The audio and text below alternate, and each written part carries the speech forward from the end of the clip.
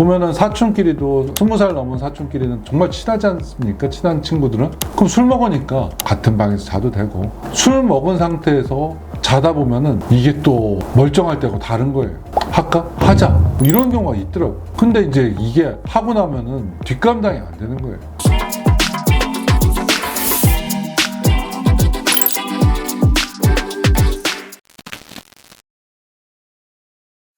안녕하세요. 성범죄 해결사 민경철 변호사입니다. 오늘 정말 춥네요. 오늘 점심 먹으러 갔다가 기가 떨어지는 줄 알았어요.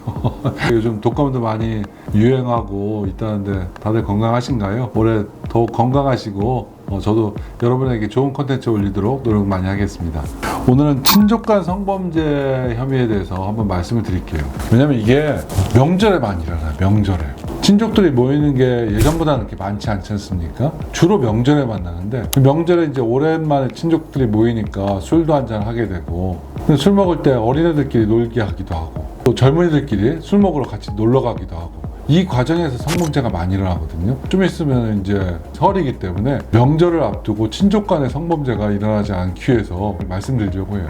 일단 애들끼리 놀 때는 둘만 놓는 거는 아무리 어려도 안 그랬었으면 좋겠어요. 문을 열어놓고 있게 한다거나 아니면은 어른이 한 명 있는 데서 한다거나. 애들은 특히 10살에서 15살 사이의 애들은 호기심이 너무 많은 거. 근데 사촌동생이 7살짜리가 있으면은 그 호기심을 걔를 통해서 확인하고 싶은 어떤 욕구를 자제할 능력이 많이 없어요. 그리고 성인이 돼서도 보면은 사촌끼리도 20살 넘은 사촌끼리는 정말 친하지 않습니까? 친한 친구들은. 그럼 술 먹으니까 같은 방에서 자도 되고, 술 먹은 상태에서 자다 보면은 이게 또 멀쩡할 때고 다른 거예요. 할까? 하자. 뭐 이런 경우가 있더라고. 근데 이제 이게 하고 나면은 뒷감당이 안 되는 거예요. 후회스럽고. 그러니까 막 고민하다가 2년, 3년 뒤에 고소하는 경우가 많이 있어요. 이거 한번 문제되면 형제간에도 다 완전히 박살나는 거고, 이 두 가지는 좀 주의하셔서, 아주 친하니까 이런 일은 일어나지는 않겠지만 미리미리 조심하시면 좋잖아요. 그걸 먼저 말씀드리고 싶어요. 친족 간 성범죄의 법정형이 어떻게 되나요?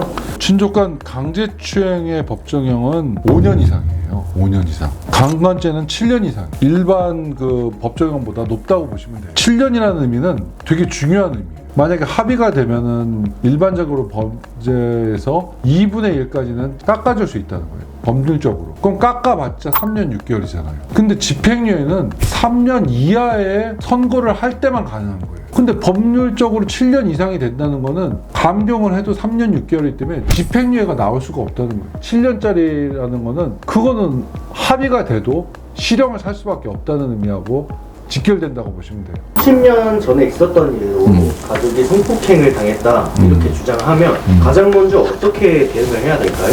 일단은 그게 사실인지 여부부터 확인할 필요가 있어요. 아동 성범죄의 경우에는 아동들이 거짓말을 하겠냐라는 생각도 있지만, 아동들의 특징은 어떤 상상과 현재가 있었던 일에 대해서 혼돈을 할 가능성이 있어요. 얘가 꿈에서 꾼 건지 진짜 있었던 일인지, 진짜 있었던 일인지 여부가 굉장히 문제가 많이 되거든요. 그러면 그 다음에는 이게 사실이라고 판단되면 도대체 어떤 증거로 이걸 입증할 건지, 그게 또 문제가 돼요. 그래서 친족 간의 성범죄가 발생했다고 하면은 일단 주변에서 사실관계 확인하고 증거관계가 뭐 있는지, 그리고 이걸 고소로 풀 건지 아니면 어떤 사과와 용서로 풀 건지, 이걸 결정하셔야 돼요. 한번 고소가 진행되면은 돌이킬 수가 없거든요. 법정형 자체가 7년이라서 합의가 돼도 처벌을 면할 수가 없어요. 그렇기 때문에 형사 고소로 진행할 건지 합의를 할 건지 검토하셔야 돼요. 친족 간 성범죄의 공소시효는 어떻게 적용되나요? 공소시효가 뭔지는 다 이제 이해하시죠? 죄를 범했다 하더라도 일정 기간이 지나면은 그거는 더 이상 처벌할 수 없다라는 게 공소시효거든요.